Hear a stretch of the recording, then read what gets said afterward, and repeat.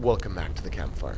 This week's episode is a little bit different in that I sat down with writer NEIL SHARPSON to discuss his new novel, The Burial Tide, an Irish folklore horror story set in modern-day Kerry. I want to put it out there from the beginning that there are a couple of people I would like to thank for this episode, but none of it was sponsored. No one's endorsing my feelings or opinions on this. I came across this book by myself, bought it by myself, and then got in contact with NEIL to see if he would come on the show to speak about it, which he was good enough to, and I do really appreciate him giving me his time to bring it to all of you guys. But not only because the book is excellent, but also this is not a spoiler cast, but it is the type of book that would be enjoyed by those who enjoyed previous episodes of Tales Unbound, particularly the spooky side of it and the mythic folklore kind of side of it.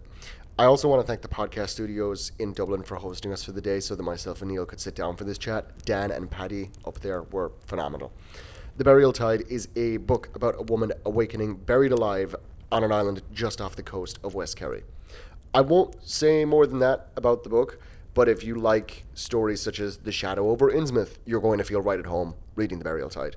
NEIL really captures the rural attitudes of the people of that part of Ireland, both good and contentious, and the mysteries that he builds within the novel are absolutely masterful.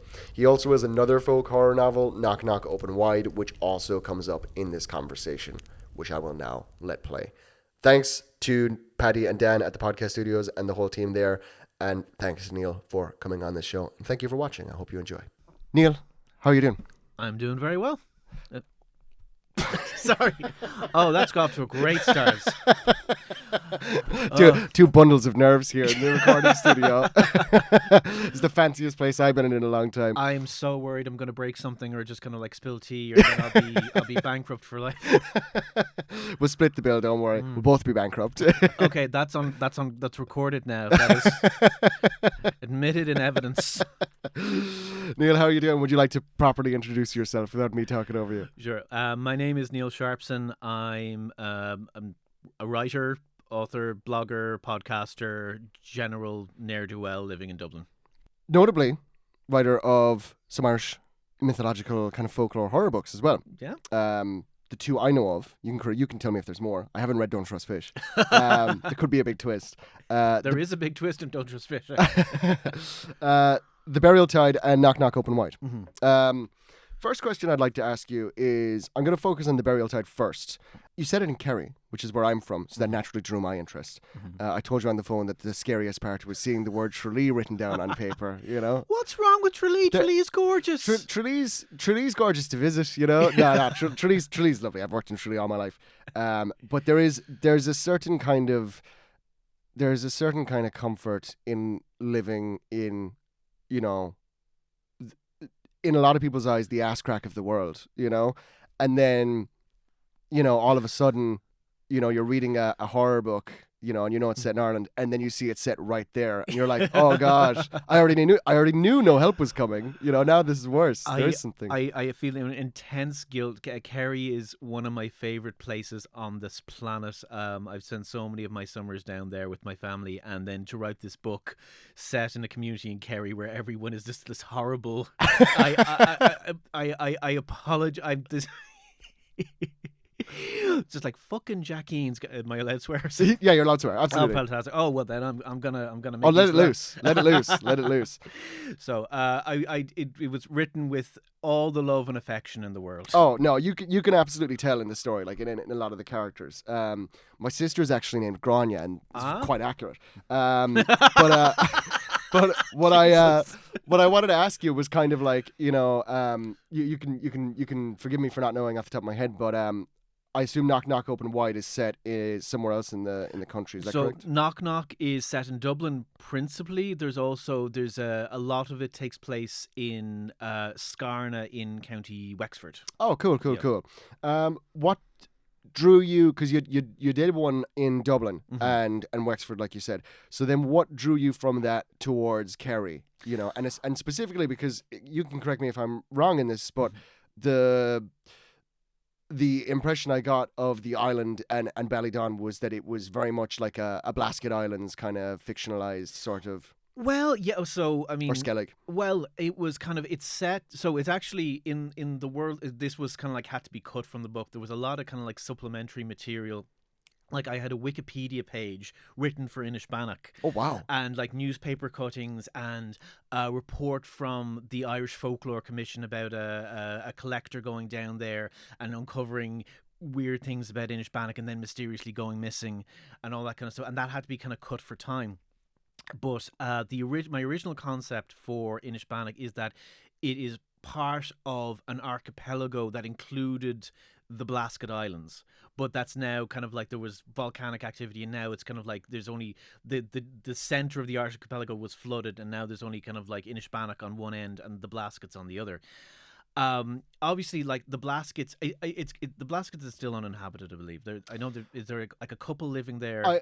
I want to say there's 4 people living there, and that sounds like a number I'm pulling off the top of my head, but I actually believe it is 4 because I went to the Wikipedia page recently. I think there's like just a couple of people who are mostly doing what's the word? Like geological and science people. Exactly. You know? Yeah. So it's kind of so obviously Inishbanac is a lot bigger than that, and it has a community. I forget the number. I think it's got around like 2,000 people living on it. Mm-hmm. So it's much in that sense. It's much more based on Inishmore. Mm-hmm. But yeah, I mean, just in terms of the landscape and the kind of like the atmosphere, it's just like I say, I spent so much time in that part of the world, and it's it still feels like coming home, if that's not presumptuous to say. Not at all. So it's kind of like, yeah, it was just I just felt that that was like such a perfect setting for this kind of like story about a remote kind of like island community, and that's why I set it there. Yeah. Was there, even beyond the sort of Blasket part, was there like something about is there something specific to Kerry? Because I feel like you're in this place, and I feel like a lot of tourists, especially I had some American friends over last year, and they found this immediately, which was they landed here in Dublin, and we kind of journeyed down the country, and then as you kind of get to there, you know, they had this sort of feeling of like it's just a feeling of kind of pastorality, yes, for lack of a better term. Yeah. You know, and it's not being cut off in a bad way, No. but there is a sense of being left to your own devices. Yes. And that can be, in a horror setting especially, that can be quite isolating. Yeah. And setting out an island as well, I might be presumptuous, but I see that as intentionality. Yeah, I mean, there's definitely like there's descriptions on the island of like Mara walking across the island at night, and just like the silence and the darkness and just the feeling that you're just like the only living being in the entire world. And that was very much drawn from just like nights in Kerry, just kind of like walking down country roads in the 80s without any high-vis jackets. Somehow we survived. But yeah, it's just there is a different field. It's a different land almost. Yeah. It's I think there are still kind of like kingdoms in Ireland. There are still different realms. It's not just one big homogenous mass. It's a world unto itself. Yeah. Absolutely, especially in Kerry, you see that in the county finals all the time. You know, I want to ask you more specifically about the creation of Ballydown as a town and a settlement. But you mentioned something really interesting there, which was the supplemental materials. That's really cool. There's something very like ARG sort of like noir horror about that. Yeah. What was the reason for cutting them? Did they just not fit, or was it kind of a thing of like, this is a story engine that is not going to be followed up on as the story goes on? I think it was just it was like what the editors felt was the note I kept getting back is that it needed to be more horror. So like the earlier drafts, it was kind of like, obviously it opens with quite like with a very horrific scene, which is Mara waking up buried literally underground in a coffin. But when she gets out, it's more of a mystery story until around until around the halfway point.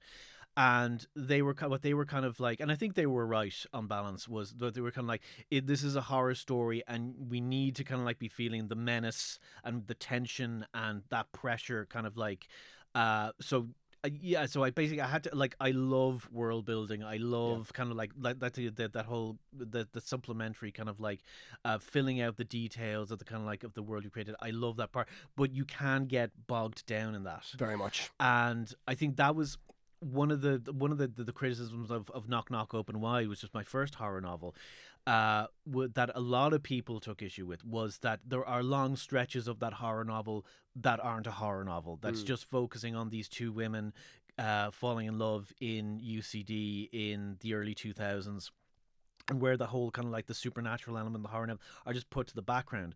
And I felt that was very, very important for that story. And if I had to go back, I would do it the same way. But it is also true that you gotta give the people what they came for. And if they pick up a 100%. horror novel, it has to feel like a horror novel. Yeah, there's definitely, especially with horror, because horror is, because it's sort of it is a genre that has subgenres within it. I can see why that kind of, you have to prioritize some things over others, because I feel like, especially in the writing process as well, and like you said, with world building and all that, it's kind of easy to get lost. Very interesting though. I'd love to see you tackle something like that in the future, that kind of a format of things. Yeah, I have. Well, then I have an idea that I think you will really like, but that'll be a few years down the line. We'll talk. Hey, same time, same regular channel.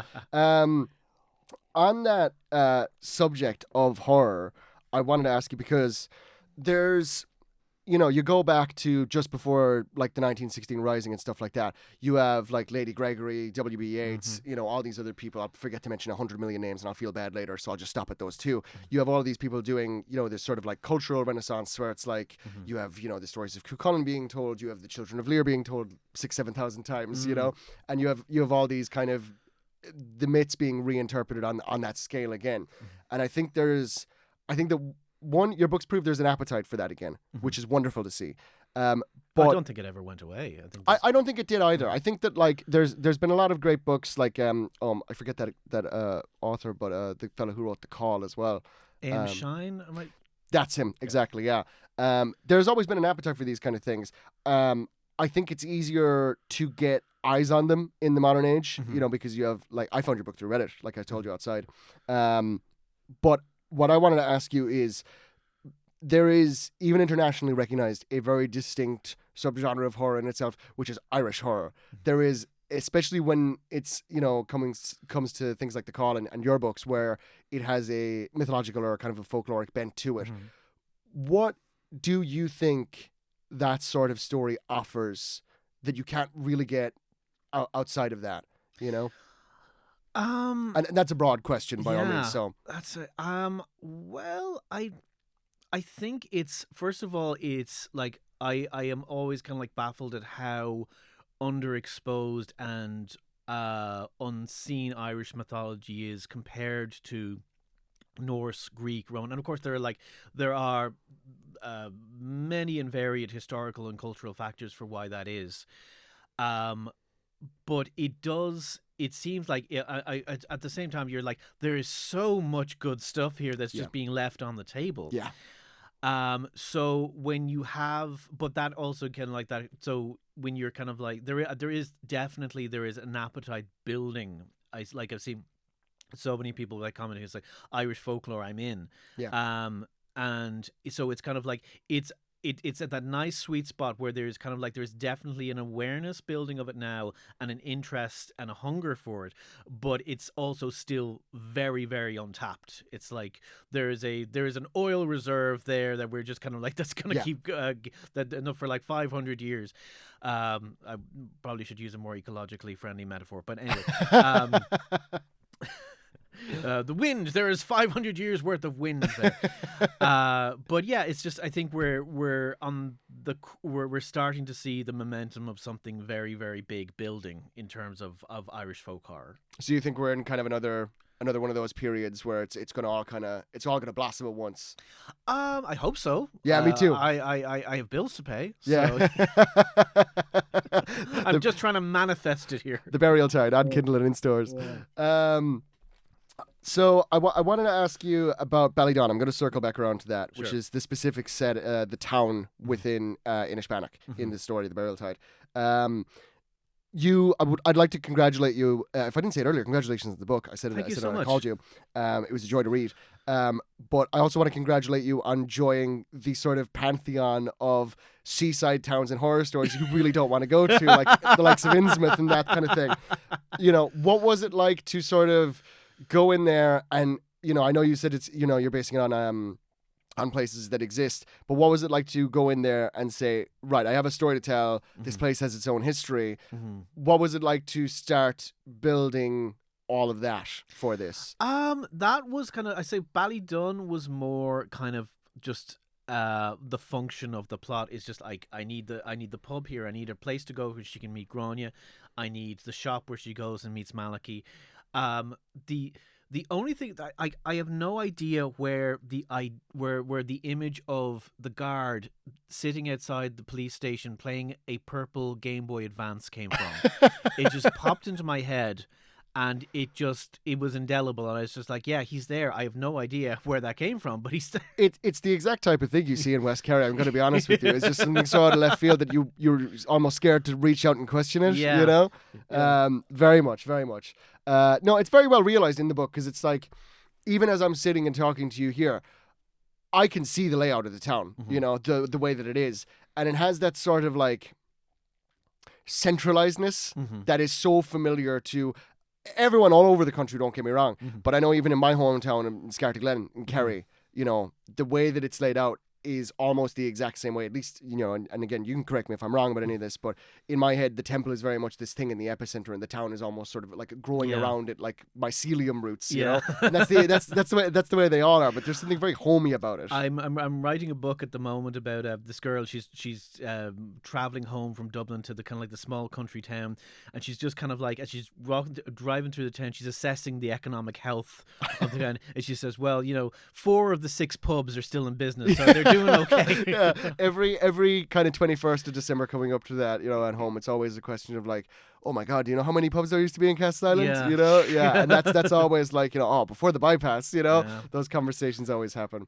In the Irish mythology very specifically, because it's something I've always had an interest in, but especially doing this series of this show, it's exposed me more than ever that, like, for every like mockle and ugly or terrifying element in the mythology, there is this sort of like dichotomous explosion of beauty or like understanding or soul right after.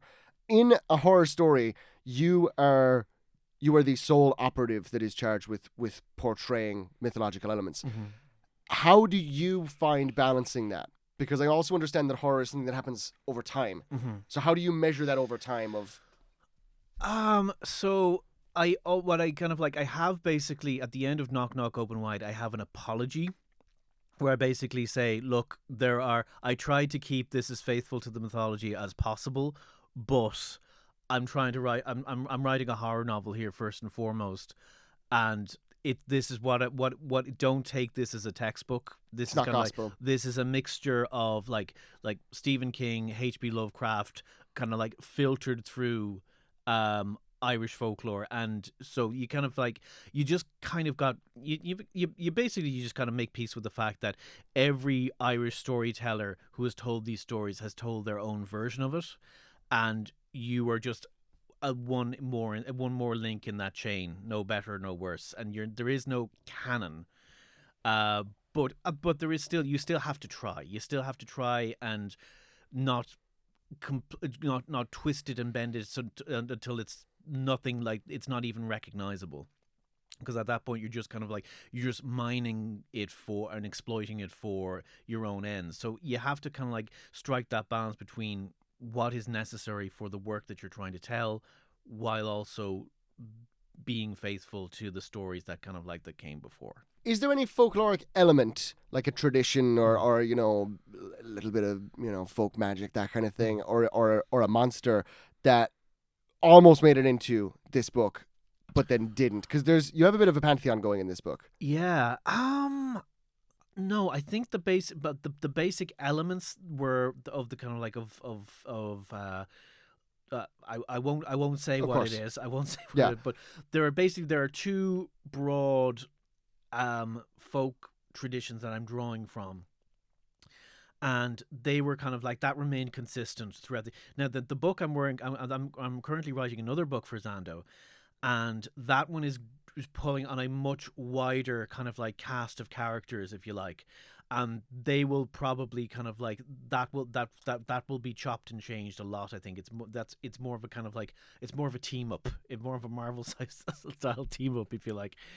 But no, it's kind of like was what is in the book is more or less what I planned to have in the book, and it's more just kind of like it was just finessing more than anything Yeah, else. yeah. No, that's. I mean, that's a pleasing answer on that way because it like you got to keep all of your intentionality. Exactly, You know what I mean? yeah. Absolutely. Because you touched on it there, in regards to the fact that there is no canon, right? Mhm. There's no, and there's also, to give you some credit as well. There's also no guide on how to do this, because believe you me, even researching for this series on in my part of things. If someone is approaching me and they're saying, oh, I had an experience with this or that or whatever, and I have to go find it, it's all apocrypha. You know what I mean? It's all contradictory information, and you sort of have to see where the logic and the reason is, and what the wiser men than me, at least, Yeah. sort of agree on, and that kind of thing. For you, what does it feel like? Because you have a book that's out now that I as far as I can tell is doing quite well. What is it like to enter the canon, and especially for people who may have Irish roots over like abroad in America and on we're spread to all the corners of the earth. To be that kind of first introduction for like mythological things, and not even in terms of the specific ones that you use, but just in general, like. Did that ever put pressure on you, to kind of? Yeah, I mean, I do get a little bit nervous about kind of like someone kind of like reading, say, Knock Knock Open Wide, and saying, oh well, the Morrigan is this, and all this kind of like, and she uses rings to control people and all this kind of stuff, and basically say like, no, that's I just pulled that out of me arse. Yeah. And I'm sorry I led you astray.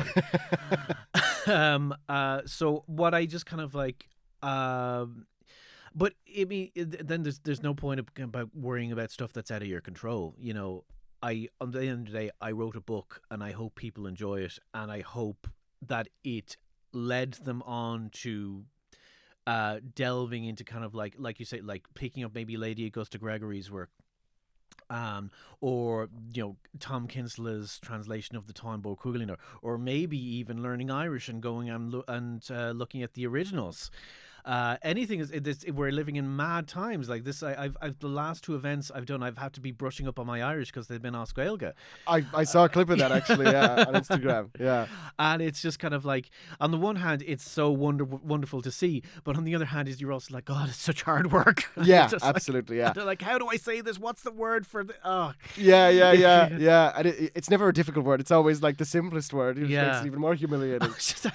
A complete tangent. I was just By all means. talking to someone at a first Gaeilge event, and I couldn't think of the word for father-in-law, and she said, it's Ahar Kayla, and I was like, that can't be right. That sounds very dodgy. Oh no, I don't like that. I think that like with this sort of like this cultural revival that's coming in, and you have not just your books that are dealing with this thing, but you're seeing a lot of authors delve into it, and I think you're also seeing a lot of fantasy television and video games pull from Irish mythology in a way Japan were way ahead on this. Japan have one of the best interpretations of Cuchulainn ever made. I can't give enough to those boys. They're the Japanese, great bunch of lads. Great bunch of lads, genuinely. No, they genuinely they. I think that there's one of the guests I had on the podcast earlier in the season, Declan Downey, has done a lot of work with universities in Japan, and he was saying how there's a lot of, this is a tangent, but bear with me. The Japanese people can relate a lot, I think, to Irish mythology because Shintoism has a lot of similarities with the sort of pre-Christian sort of religion and that kind of thing, with sort of different, shrines of Locust and that kind of thing. So, great bunch of lads. Is all I'm trying to say. Very interesting. Yeah. lovely man. But I wanted to say that, like, with all these other writers doing these things and all these, you know, like you said, coming from all different sides, you know, it's really interesting to hear non-Irish voices as well talk about Irish things and hear what they say. They don't always get it right. Don't get me wrong, you know. Yeah. But I mean, you know, I like when they try. Yeah. You know, it's interesting. And with all that, I would like to think it sort of takes some of the pressure off you and also injects you with a bit of creative freedom. You know, I think that after, you know, the success of Not Hacking Open Wide, I hope, and the Burial Tide, I hope you can relax a bit more for the next one when you're doing it, because I could certainly understand the sort of pressure and the, oh God, you know, what if they think, you know, but not in your control at the end of the day. Yeah, just in general, but you know, because you can correct me if you're wrong, but or if I'm wrong, if you're wrong, you can correct me if I'm wrong. But The Burial Tide and Knock Knock Open Wide, are they the only two horror novels that you've done? Currently, yes. I am working on Zando have actually commissioned another one for me. Wonderful. Yeah. Wonderful. So, and I've written some short horror stuff. But yeah, it's relatively well. I mean, like writing fiction is a relatively new genre, relatively new thing for me. I only before this I was a playwright. Oh wow. Yeah. So it's interesting. So my very first novel, When the Sparrow Falls, was an adaptation of a stage play. What happened? So yeah, I was working on a play for the Abbey Theatre and a short film for RTE, and within the same month, both of those just went up in smoke. Which this was back in 2017, and that basically started me on a major mental health crisis. I can imagine. So by the end of the year, I was kind of like, I was in a very bad way, and I said, look, I've got to decouple my sense of self-worth from how well my writing is doing. Otherwise, this is not going to end well for me. So I took this play that I'd been writing for around 6 years on and off by that point. It was called The Caspian Sea, and I started adapting it as a novel just as a form of self-therapy.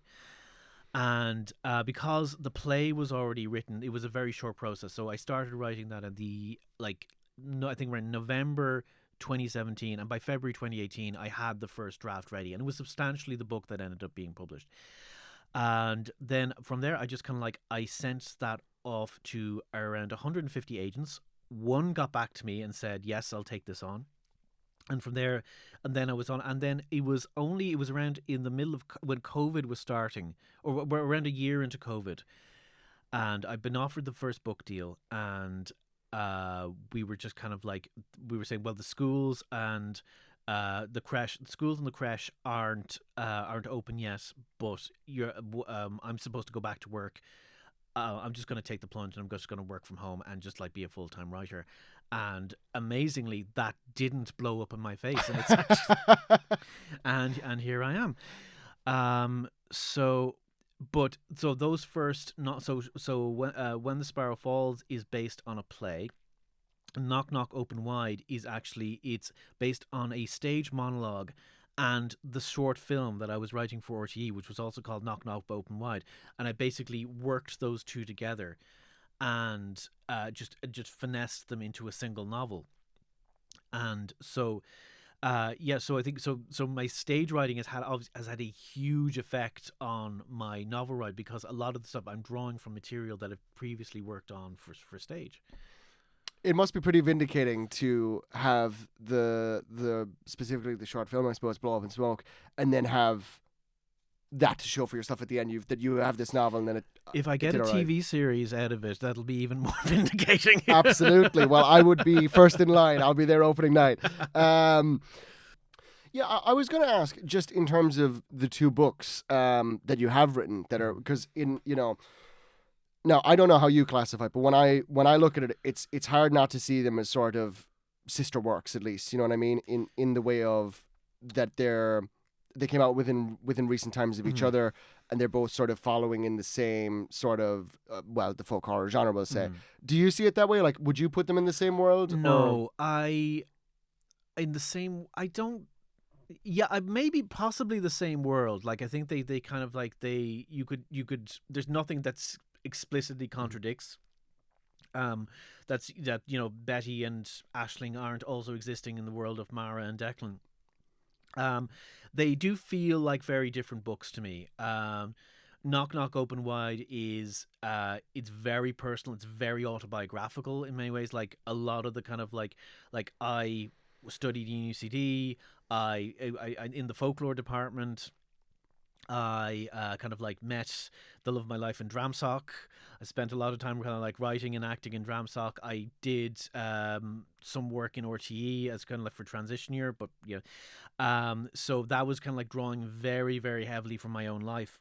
Whereas The Burial Tide was something I was commissioned to write. So and it's kind of like it's a book I'm very proud of. I think in many ways, like how I think of it is that Knock Knock Open Wide is maybe a better novel, but Burial Tide is a better horror novel.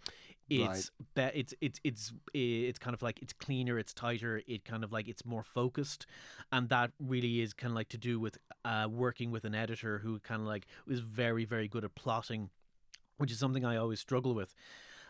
So that's what like Knock Knock Open Wide is more heartfelt, but it's also a lot shaggier. It's more unfocused, and like, and some people like that, but a lot of people were kind of like put off about it, and it's that kind of like felt it was kind of meandering. Whereas Burial Tide is, I've got a lot of people saying, "Oh, I read this in one day," because it kind of yeah, and that's to do, that all that is comes from having an editor who is really, really, really fucking good at plotting beat after beat after beat after beat, which also is why it was such a quicker process to write as well. So they felt they I understand why you kind of like you think, oh well, they're both kind of like horrors drawing on Irish mythology. They feel like very different books to me though, and they were very different processes writing as well. That makes a lot of sense to me, because it is sort of a thing of like, for linked works, you almost want to be in the same position of heart, Mm-hmm. you know what I mean, to Yeah. declare them, thematically linked in such a way. Mm-hmm. I think that as standalone works, they probably get to breathe a little bit better as well within themselves. I'm definitely one of those people that flew through The Burial Tide. The pacing of the dissemination of information, that is just so gripping. Oh, thank you. You've kind of already answered this already, but what's next for you? Is it kind of more folk horror, or are you gonna take some distance from this and do something completely different? Right. Well, so I'm kind of in the middle of how the process works with Zando. Is basically you're supposed to kind of like you write them a sample, you send that off, and then they give you a green light to write the rest of the novel. So it's different. So because I've already kind of like done The Burial Tide with them, and they said they're very happy with that. So with the second, I can give you the title. The current working title of the next book is called Hell Puppies, and they asked for a 10,000 word sample. So the first three to four chapters. So I've sent that off to them, and I have a bit of a holiday while I'm waiting for them to get back to me, either like saying, "This is garbage, get out and never darken our door again," or yeah, go ahead and write the rest of the book.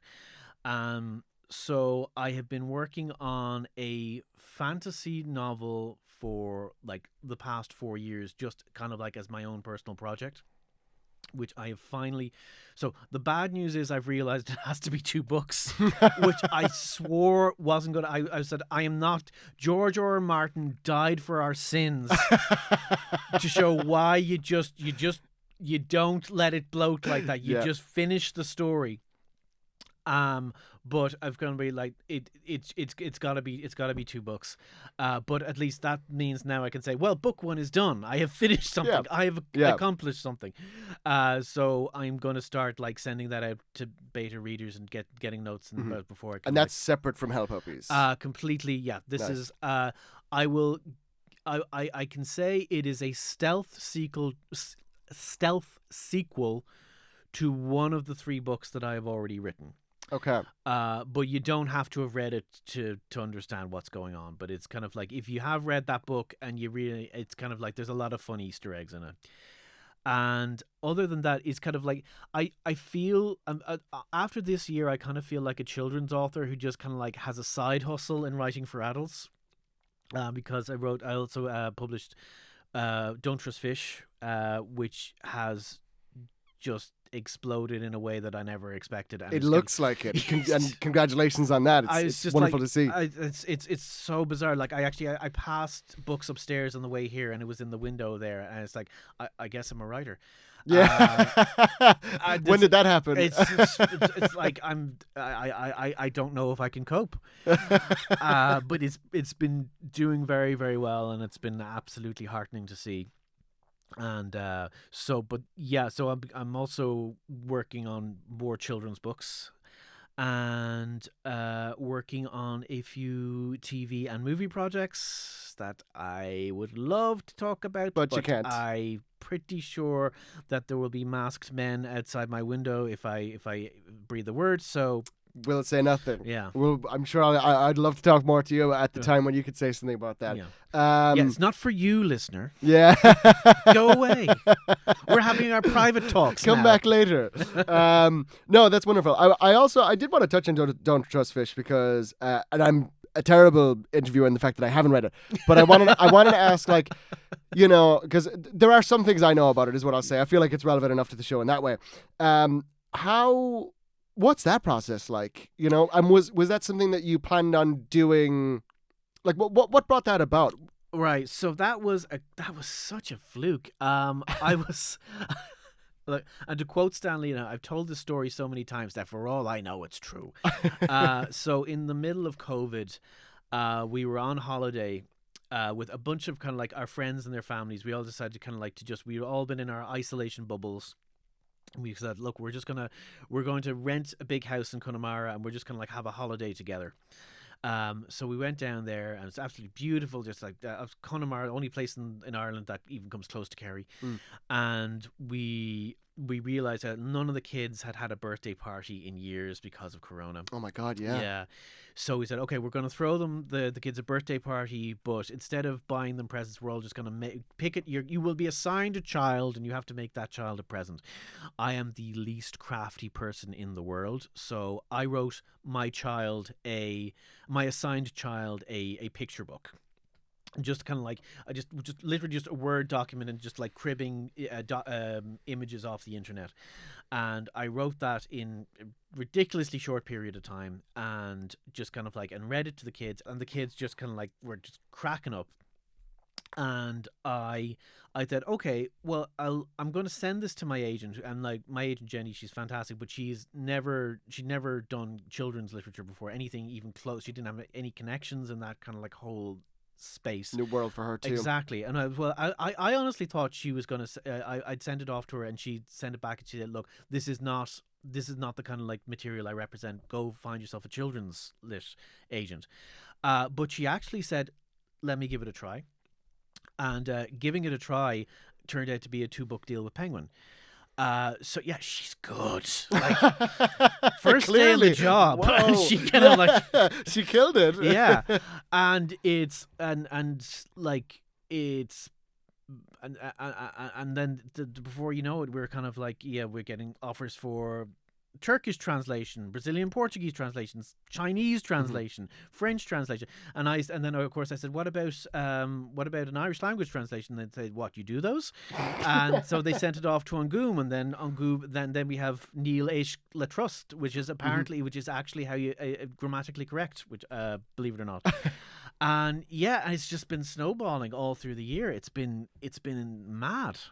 It's wonderful though, isn't it? You know, I mean, it's.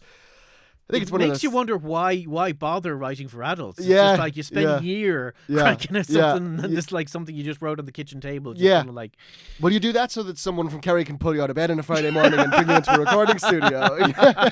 That's the joy from that. Yeah. No, I think it's wonderful, and I think it's. I'm delighted for you in it as well, because it's one of those things where, like, you know, you put your heart and soul into doing something, you know, like you mentioned, because would I be right in saying that Don't Trust Fish came up before The Burial Tide, after Knock Knock Open Wide? Yes, so it came out in April of this year. Right. And The Burial Tide was, I think, September this September, year. yeah.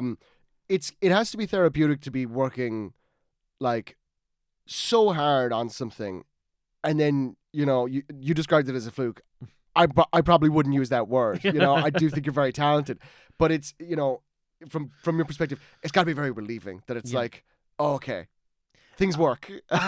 Just the fact that I was 13 years in an office job that was slowly killing me, and just the fact that I still can't believe that I get to just kind of like get up and just do something that I love, and like put groceries on the table, and just kind of like and support the family, and it's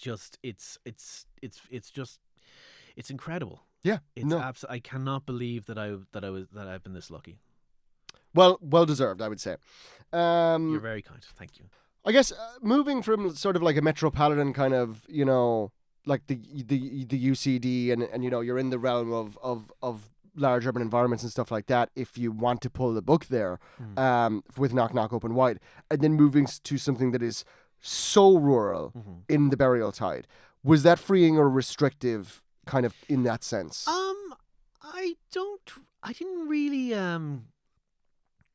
it's easier in the sense that when you're kind of like I was able to just create Inish Bannock from scratch, which you can't do with Dublin. Dublin already exists. Yeah. People. So it's kind of like with Dublin, I'm kind of like, I'm doing research and it's like, okay, this street is here. So how long would it take her? And does it make sense that you kind of like that it's this time of the day and all that kind of stuff? So you're kind of like, you're trying to, I think that is more restrictive in a way. Whereas Inish Bannock, like, yes, it's in a real place. It's in County Kerry, and you are restricted by the rules of kind of like reality to a certain extent, but it's very freeing in that, so it's almost like you're writing a fantasy novel and you're creating your own kind of like realm.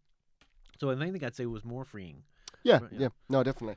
Is there, and this is not necessarily a book related question, more of a personal one, just while we're on the subject, is there a personal favorite like folkloric kind of monster or creature that you have that you're obsessed with? I recently, hang on a second, I'm just going to turn on my phone because I want to pull this out.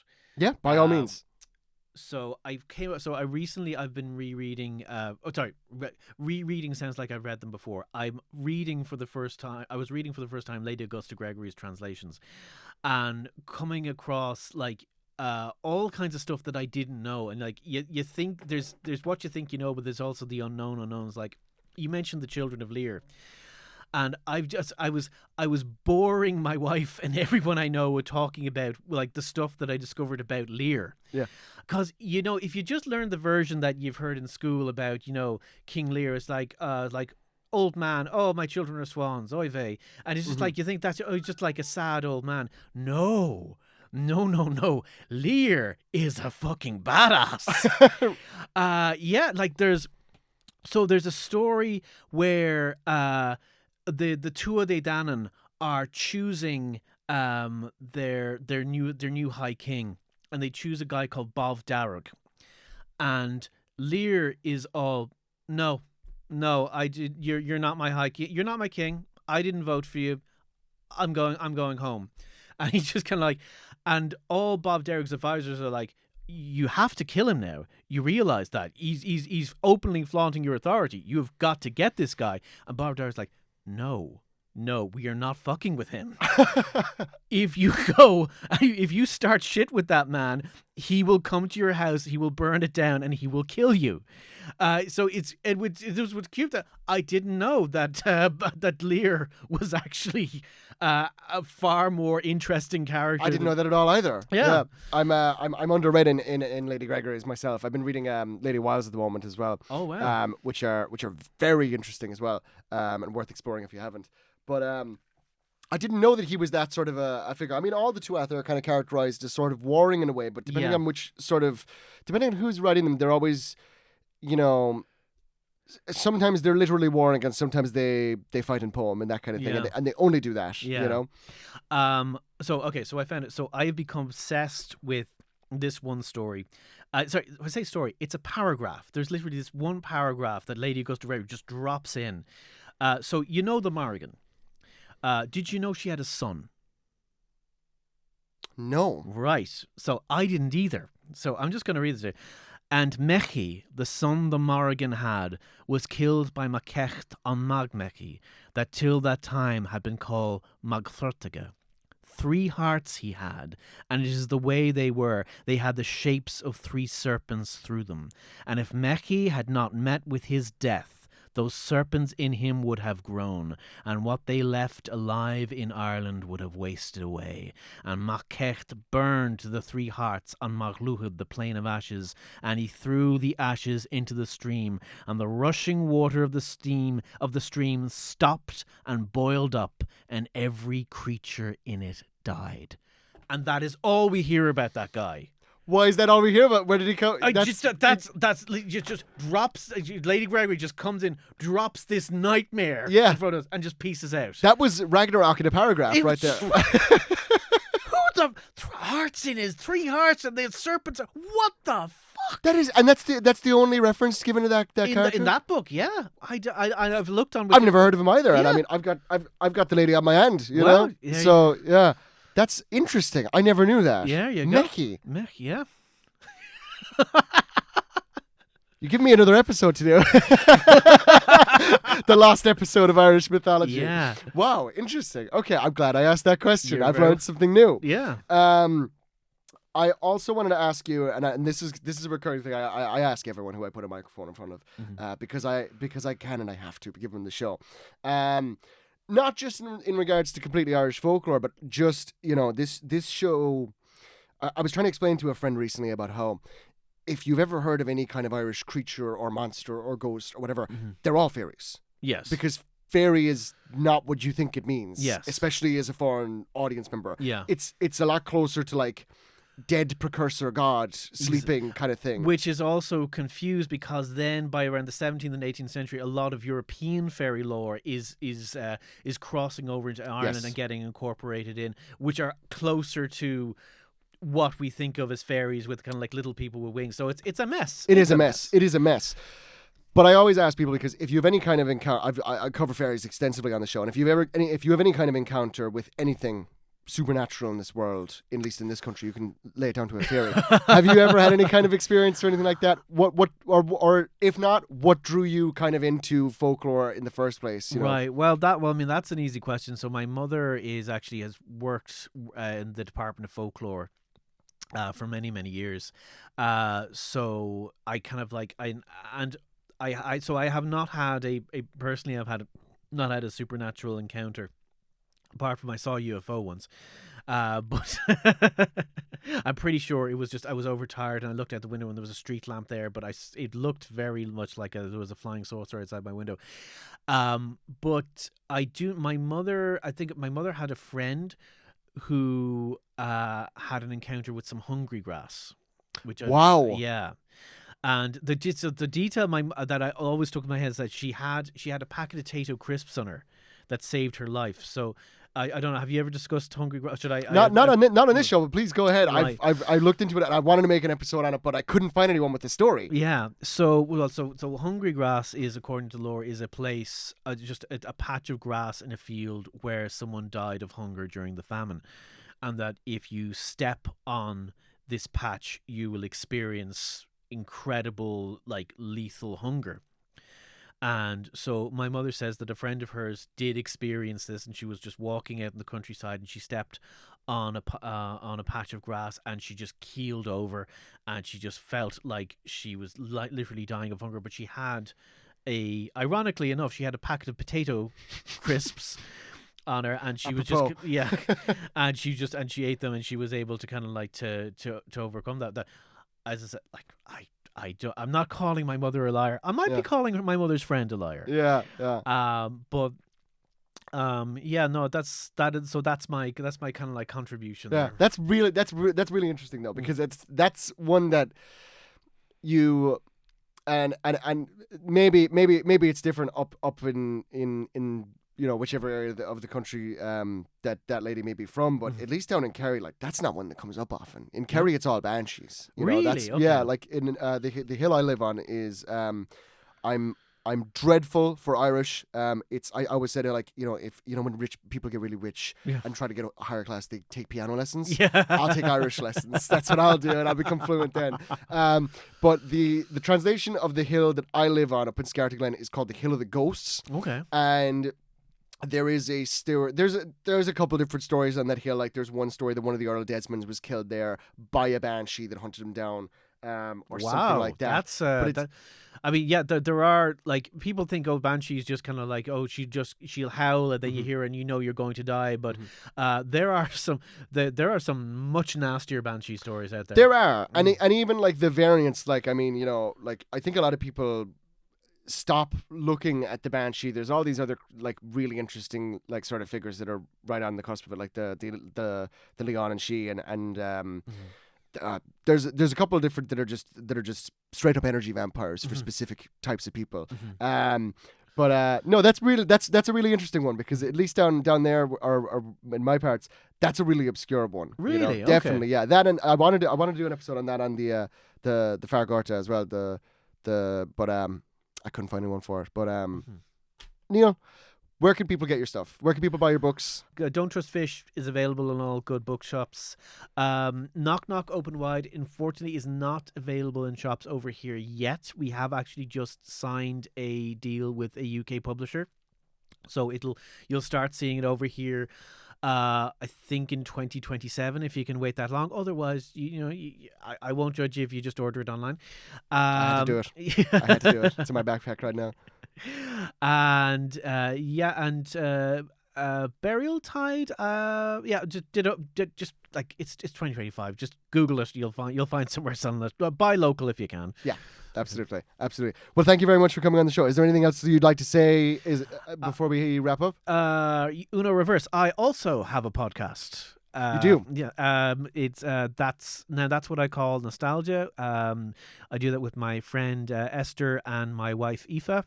I probably should have that order probably was wrong, but I'll get in trouble for that. But we talk about just like kids shows that we grew up with in Ireland in the 80s and 90s. We're going to be doing an episode on Bosco soon enough, but definitely check us out. And also my blog, unshavedmouse.com. I would love to see you there. If you're watching the YouTube version, there will be a link to his podcast on... Is it on YouTube and Spotify? Is it on Spotify? Where do they get it? Spotify. Spotify? And I think of a couple of the other podcast apps, but not on YouTube. There will be a link to the show in the description of this video. You should go check it out. Neil does a good show on there. And for anyone who's very nostalgic about the kind of time... It's mostly, correct me if I'm wrong, mostly 80s, 90s kind of stuff. Yes. If you're nostalgic for that, if you want a vibe, go check it out. Neil, thanks for coming on the show. This was an electrifying conversation. I really enjoyed this. Thank you so much. Yeah.